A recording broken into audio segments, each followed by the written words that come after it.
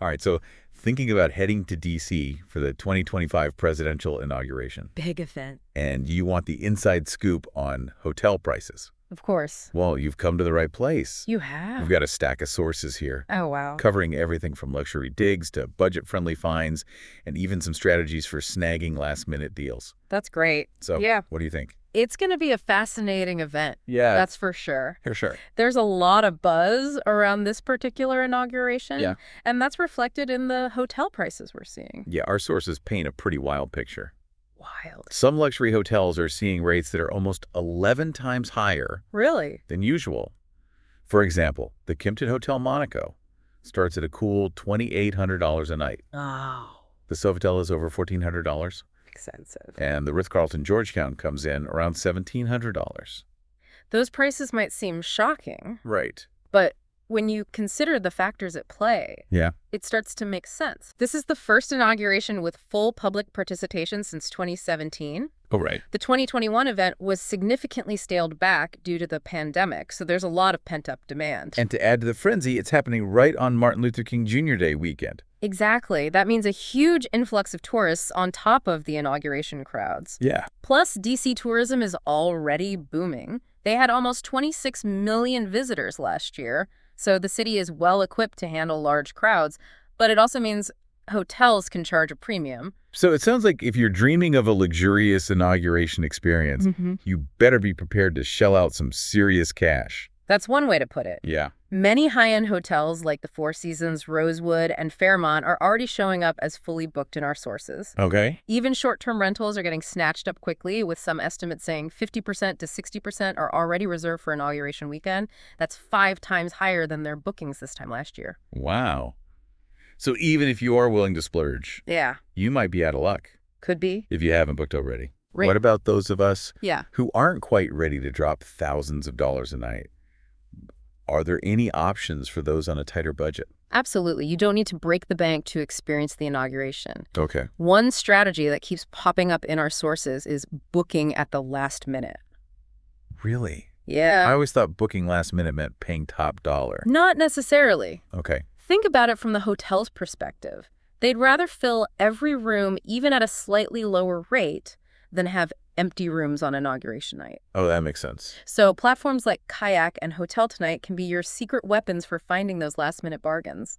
So what kind of deals are we talking about? Can you give us some concrete examples? For last-minute bookings, our sources found 3-star hotels averaging around $64 a night, Well, that's not bad. and 4-star hotels for about $123.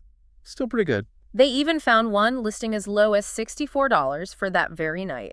To put that into perspective, booking 90 days in advance currently averages a whopping $502 per day. So the savings potential is significant. Okay, I'm starting to see the appeal, but what if I don't like to leave things to the last minute? Are there ways to plan ahead and still score a decent price? Definitely. Location is key when it comes to budget-friendly options. Yeah. Being right next to the White House will cost you a premium, but if you're willing to venture slightly outside that immediate area, you can find some real gems. So we're talking about exploring different neighborhoods in D.C. Exactly. For example, there's the Hotel Hive in Foggy Bottom. Oh, okay. They offer smaller rooms, but the rates are quite reasonable, especially if you book in advance. And what about something a bit more spacious? What if I'm traveling with family or friends?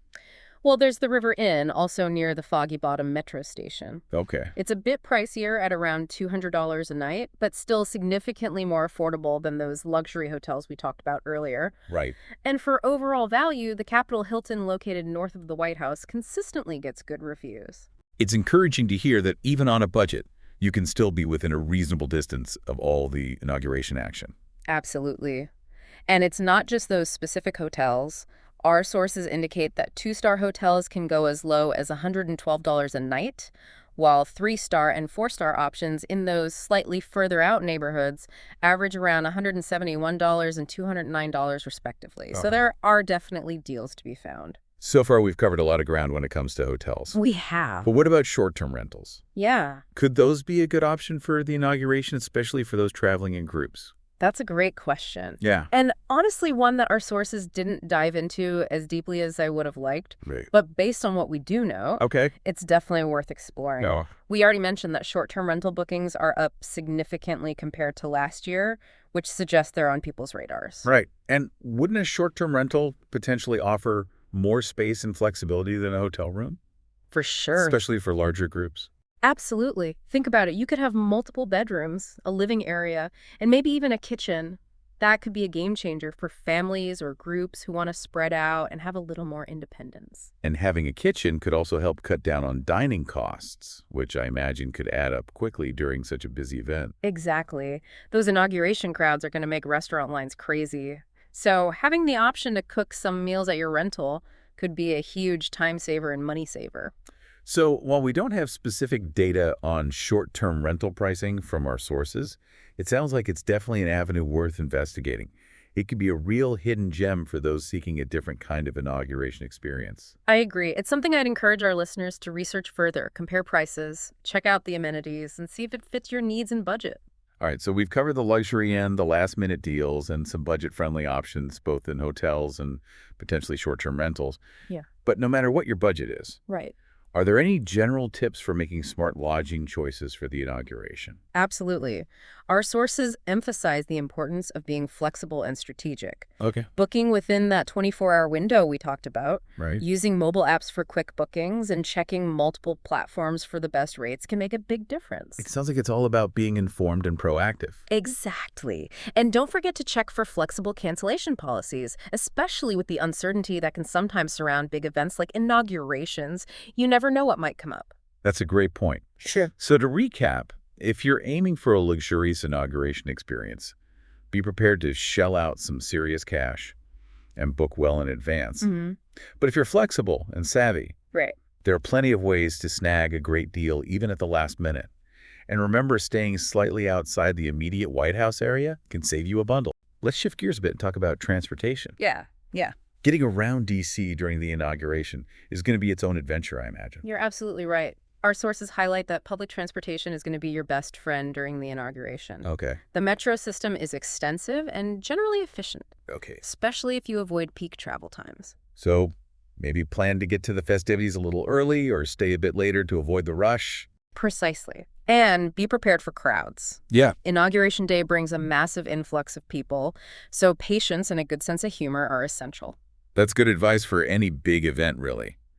Our sources also mention ride-sharing services, but I imagine those could be tricky with all the road closures and security measures in place. Definitely ride sharing could be an option, Yeah. but expect surge pricing and potential delays. It's best to factor those possibilities into your plans and budget. So public transportation seems like the most reliable bet. Probably. What about getting to D.C. in the first place? Any tips for those flying or driving in? Here's where planning ahead is crucial. Oh. If you're flying, book your flights as early as possible. Yeah, Prices tend to skyrocket as the inauguration date approaches. makes sense.